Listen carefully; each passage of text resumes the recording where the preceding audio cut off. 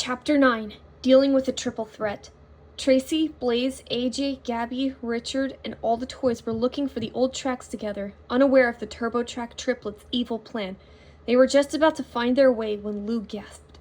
"Dudes, we've got company," he warned in a hushed tone. Everyone else looked in the direction Lou, Bud, and Ace were staring and gasped. "Oh no!" Louis groaned quietly. "Not those three! We don't want to be taken by any of them!" Abby fretted. Richard spotted a nearby vine tunnel lined with hedges. "Let's hide in there, quick!" Tracy backed into the tunnel, uncoupled herself from the birthday train, and got out so Blaze could hide inside. Unfortunately, there was no room for her to hide inside the tunnel, and no time to hide anywhere. Tracy was out in the open when the TurboTrack triplets arrived. "Oh, there you are, little engine," Comet said with a sickening voice of fake relief and concern. "We were so worried about you after that monster chased you off the hills." "Blaze is a monster machine," Tracy corrected, "and you pushed us off that hill." "To save you and the Evening Express from him," Comet countered, letting her act slip a little. "And anyway, that whole escapade alone just proves you're too weak to be out here." "I flew off the tracks and landed safely with just 2 loose rivets," Tracy replied, barely able to hide the tremor in her voice. "I think that proves the opposite." Comet scoffed. "Well, I think it knocked more than those rivets loose, yardmaid. Since when are you this prone to backtalk?" Richard, AJ, and Gabby's impressed looks dissolved into nervous grimaces. Blaze, who had transformed into a steam train and was attached to the birthday train, was growing worried and frustrated. They couldn't stay in the vine tunnel forever, but they didn't know how to confront the TurboTrack triplets without getting taken away by them. Behind them, all the toys were getting ready to defend themselves. Squeaky, Clean, Suds, and Lather sucked up some water from a muddy puddle. Ace was picking up some fallen leaves, Lou and Bud were pulling vines out of the wheels, and Beverly was helping Major, Jillian, Hudson, Louis, Abby, Charlie, and Polly Esther arm themselves with pies.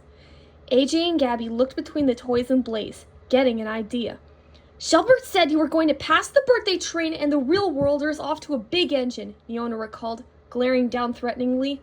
"Now where are they?" "I'm not telling you that or giving them up," Tracy declared defiantly.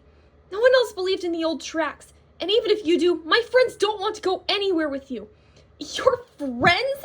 Neona laughed derisively. "You just call them that because they haven't been with a dream hauler all day." "That's not what they think, especially not Blaze." "What does a real worlder know about dream haulers?" Neona demanded. "Why do you care what he thinks?" For a moment, Tracy found herself unable to speak. Blaze's opinion mattered more to her than anyone else's, but she was afraid of how he or anyone else would react to finding out why. "He's probably just reinforcing the ideas Rusty puts into her head," Cagerette told Neona before turning to Tracy.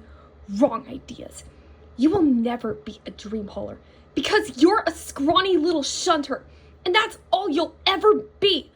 Just as Cagerette was preparing to derail Tracy, they all heard a rustling and saw something pull against the hanging vines to crawl out of the tunnel. A train covered in grime and foliage. Tracy gasped. The TurboTrack triplet shrieked. "It's the Nightmare Train!" Comet and Neona yelped at the same time. "Let's get out of here!" Cagerette shouted, zooming away with her sisters following close behind. Tracy turned back to face the mysterious engine.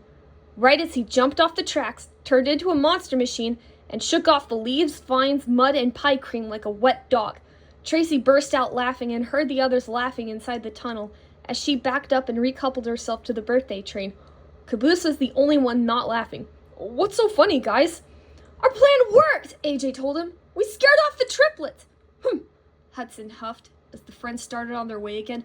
"Some rescue trains they turned out to be. They didn't even try to save you from Blaze." Tracy sighed. "Nope. Big surprise."